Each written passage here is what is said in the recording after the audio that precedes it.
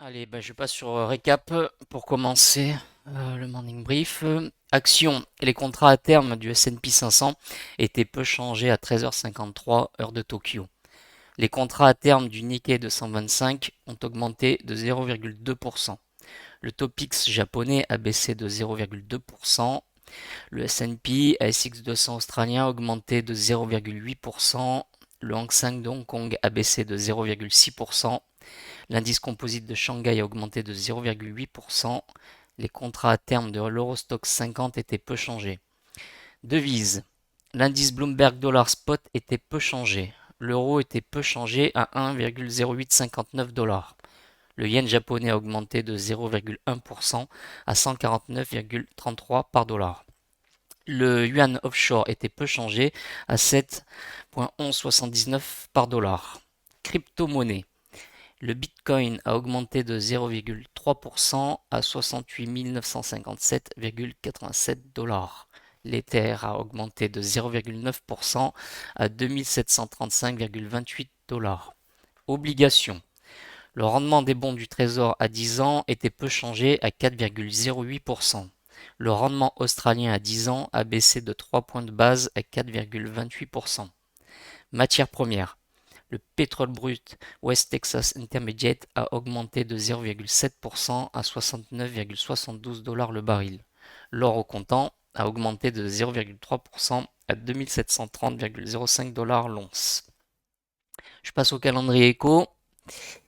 Journée peu chargée pour ce lundi. On s'attend à avoir la publication de l'indice des prix à la production du côté de l'Allemagne, des émissions de titres obligataires du côté français, et puis on va avoir des membres de la Fed qui vont s'exprimer dans la journée. Je crois que je n'ai rien oublié. Ensuite, focus. Alors, marché asiatique. Les actions en Asie-Pacifique APAC ont commencé la semaine majoritairement en hausse, mais les gains ont été limités par l'absence de nouveaux catalyseurs macroéconomiques. Chine. La Banque populaire de Chine a annoncé une baisse de 25 points de base des taux préférentiels de prêt de référence comme attendu. C'est une mesure de stimulation économique. Situation géopolitique. Le Premier ministre israélien Netanyahou a déclaré qu'il ne renonçait pas à ses objectifs de guerre malgré une attaque de drone signalée sur sa résidence privée.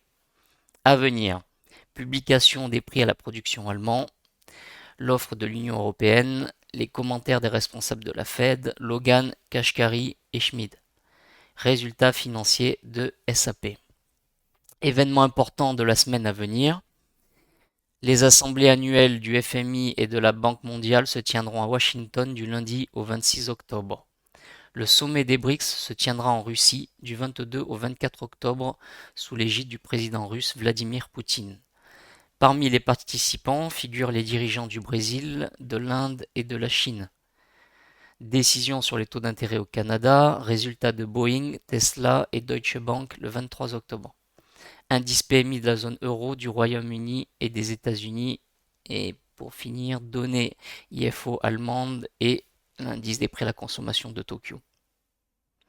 Sondage. Pour l'indice S&P 500, le nombre de votants sur l'indice devrait approcher les 6000 d'ici la fin de l'année, un record de 2,3% au-dessus de la clôture de vendredi, selon l'estimation médiane de 411 participants au questionnaire. Les trois quarts des répondants s'attendent à ce que cette saison de résultats donne un coup de pouce à l'indice de référence, et la solidité des résultats des entreprises américaines est considérée comme plus cruciale pour la performance du marché boursier que le vainqueur de la présidentielle ou même la décision des taux de la Réserve fédérale. Les actions américaines sont confrontées à un obstacle majeur en matière de bénéfices cette semaine, avec environ 20% des entreprises du S&P 500 qui devraient publier leurs résultats, y compris les poids lourds Tesla, IBM. Selon Bloomberg Intelligence, environ 70 entreprises du groupe ont déjà publié leurs résultats, dont 76% ont annoncé des bénéfices supérieurs aux estimations données. Open Europe. Les grands indices S&P 500 et Dow Jones ont atteint de nouveaux sommets, indiquant un sentiment global positif du marché. La performance a été inégale entre les secteurs, avec une forte influence des résultats d'entreprises, comme Netflix, sur certains secteurs. Les petites capitalisations, représentées par le Russell 2000, ont sous-performé, terminant en légère baisse. Le marché semble être influencé par les résultats des entreprises plutôt que par des facteurs macroéconomiques plus larges. Volatilité. Malgré ces records, l'évolution des prix a été quelque peu irrégulière, principalement en raison de l'attention portée aux résultats des entreprises. Performance sectorielle. Le secteur des communications a été le plus performant, stimulé par les excellents résultats de Netflix. Le secteur des finances, des biens de consommation de base et de l'énergie étaient les seuls en territoire négatif. Le secteur de l'énergie a été particulièrement affecté par les récentes baisses des prix du pétrole. Côté marché européen, les contrats à terme sur les actions européennes indiquent une ouverture contenue. Le contrat à terme sur l'Eurostoxx 50 est en baisse de 0,1% après que le marché au comptant ait clôturé en hausse de 0,8% vendredi. Closing Asia. L'ASX 200 pour la bourse australienne, tiré par les bonnes performances des secteurs miniers, des ressources et des matériaux. Cela suggère un sentiment positif envers les valeurs liées aux matières premières en Australie. Nikkei 225 pour le marché boursier japonais a enregistré de légers gains, récupérant le niveau des 39 000. Cependant, la hausse a été limitée en raison de la force du yen japonais. Un yen plus fort peut être un frein pour les exportateurs japonais, expliquant cette progression limitée. Hang Seng, marché boursier de Hong Kong. La performance a été morose. Faiblesse observée dans les valeurs technologiques et les casinos. Les casinos? Ouais. Cela suggère des défis spécifiques à certains secteurs sur le marché de Hong Kong. Shanghai Composite, pour le marché boursier de la Chine continentale, a légèrement progressé suite à l'annonce d'une politique par la Banque populaire de Chine. La Popular Bank of China a annoncé une baisse de 25 points de base des taux préférentiels de prêt de référence de la Chine. Cette baisse des taux vise probablement à stimuler l'économie chinoise, ce qui semble avoir été bien accueilli par le marché. Les banques chinoises ont abaissé lundi leur taux préférentiel sur les prêts à 1 an, sur lequel sont basés la plupart des prêts nouveaux et en cours, à 3,10% contre 3,35%, et ont réduit celui sur 5 ans à 3,60% contre 3,85%. Ce n'est pas une grande surprise positive, mais plutôt dans la fourchette attendue. Nous pensons que le sentiment de soulagement du marché se propagera et soutiendra les cours des actions, a déclaré Shunai Jean, stratège senior chez Daiwa Asset Management à Tokyo. Nous continuerons de surveiller le calendrier du comité permanent de l'Assemblée populaire nationale et les mesures de dépenses budgétaires qui devraient être mises en œuvre lors de la réunion. Je passe aux obligations. Obligations du Trésor américain à 10 ans. Les contrats à terme sur les obligations du Trésor américain à 10 ans ont peu évolué. Ils se sont récemment redressés après une brève incursion sous le niveau de 112. Il n'y a pas d'événement clé prévu cette semaine, ce qui explique la relative stabilité. Obligations allemandes, les Bund. Les contrats à terme sur les Bund ont marqué une pause après une séance agitée vendredi. Cependant, le plancher à 134 a servi de support, limitant les baisses. Obligations japonaises à 10 ans. Les contrats à terme sur les obligations japonaises à 10 ans sont restés bien orientés. Cela fait suite à des informations de sources selon lesquelles la Banque du Japon voit peu de nécessité d'une hausse des taux ce mois-ci. Je passe matières premières. Pétrole brut. Les contrats à terme sur le brut ont récupéré une partie de leurs pertes précédentes, mais restent sous les 70 $ le baril après la série de baisses de la semaine dernière. Le PDG de Saudi Aramco a déclaré que le monde doit d'accélérer le développement de nouvelles sources d'énergie et de technologies à faible émission de carbone, capables de concurrencer sur les prix et les performances. Il a ajouté que Saudi Aramco est assez optimiste sur la Chine et la demande pétrolière, ainsi que sur une demande accrue de kérosène et de naphta, notamment pour les projets de pétrochimie. Gaz naturel. Le Turkménistan a signé un accord avec l'Irak pour lui fournir 20 millions de mètres cubes de gaz par jour. Or, les cours de l'or au comptant ont progressivement dépassé le seuil des 2700 $ l'once dans un contexte de faible activité. Cuivre. Les contrats à terme sur le cuivre ont été soutenus par le rebond observé vendredi dernier et par le ton globalement positif du marché. Autre. L'Agence internationale de l'énergie a déclaré que plus de 25% de la croissance de la demande mondiale d'énergie proviendra de l'Asie du Sud-Est au cours des 10 prochaines années. Shell a signalé une fuite de pétrole dans un pipeline de son parc énergétique et chimique de Singapour, activant une intervention d'urgence. L'or a grimpé pour atteindre un sommet historique d'environ 2730 $ l'once, tandis que l'argent, le palladium et le platine ont également progressé. Au Moyen-Orient, Israël discute de son attaque contre l'Iran après l'explosion d'un drone du Hezbollah près de la résidence privée du Premier ministre Benjamin Netanyahou ce week-end.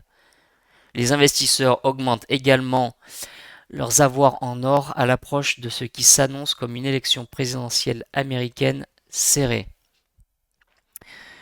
On a dessous le graphique de l'évolution du cours de l'or, qui montre une très beau mouvement haussier depuis plusieurs mois, sans signe d'affaiblissement pour le moment, au-dessus des 2700 $ l'once. L'argent versus l'or. L'argent a enregistré des gains similaires à ceux de l'or depuis le début de l'année, soit environ plus 30%. Cependant, la volatilité de l'argent est plus élevée. Le ratio or versus argent reste élevé à plus de 85 pour 1, au-dessus de la moyenne sur 10 ans. Le niveau de 65 pour 1 atteint en 2020 correspondrait à un prix de l'argent de plus de 40 $ l'once, soit plus 30% par rapport au niveau actuel, suggérant un potentiel de hausse de l'argent par rapport à l'or. Les facteurs clés de la demande d'argent sont la demande industrielle qui représente désormais plus de 50% de la demande totale d'argent, en croissance contre seulement 10% pour l'or. Cette demande industrielle, notamment dans le solaire, est un moteur clé des prix à terme de l'argent. Les perspectives pour l'offre et la demande d'argent. Des déficits devraient persister en raison de la forte demande solaire, 15% de la demande totale contre 5% en 2014. Les prévisions de l'industrie indiquent une forte mais modérée croissance des installations solaires jusqu'en 2030. Avec une offre minière stable, voire en baisse, même des taux de croissance de la demande plus faibles, versus plus 60% en 2023 et plus 20% en 2024, pourraient accentuer les déficits et soutenir les prix de l'argent. La dynamique des ETF sur l'argent. Les détentions d'ETF sur l'argent ont légèrement rebondi depuis le début de l'année, après des sorties importantes en 2021-2023. Elles restent cependant à près de 30% en dessous des niveaux records de 2020. Un rebond de la demande des ETF des investisseurs vers les niveaux de 2019, 2020 ou 2005-2010 pourrait plus que doubler les déficits et exercer des pressions haussières supplémentaires sur les prix. Et elle est intéressante cette analyse-là. Ouais, là, en détail, vous avez l'information sur ce qui se passe concrètement sur l'argent. Donc vous avez vu, hein, c'est vraiment la demande industrielle qui drive en lame de fond, et derrière, vous avez en plus l'aspect qui va créer de la tension sur la matière. Sachant qu'en plus, vous l'avez déjà dit, mais au Moyen-Orient, quand il y a de la tension géopolitique, vous avez les ménages qui achètent de l'or, bien sûr, physique, mais aussi de l'argent. Hein. D'accord. Donc vous avez cette forte demande, que ce soit sur un plan industriel, sur un plan économique et sur un plan de refuge. D'accord. Ok. Les Asiatiques aussi, non, se ruent sur l'argent quand Oui, ils sont oui, stressés. oui. Ouais, c'est pareil, hein, tout ce qui est Moyen-Orient, Amérique latine et Asie, Mhm. c'est le cas. Mais là, comme on a de la tension géopolitique au Moyen-Orient, on a une énorme demande, actuellement. Avec un risque de pénurie sur l'argent. Jawohl. Je passe au Forex. Alors, l'indice dollar index, l'indice du dollar américain est resté dans une fourchette étroite en l'absence de catalyseurs significatifs depuis le week-end et d'un calendrier économique léger en début de semaine. La paire euro-dollar a évolué de manière latérale après le rebond observé vendredi dernier depuis un plus bas de 2 mois et demi.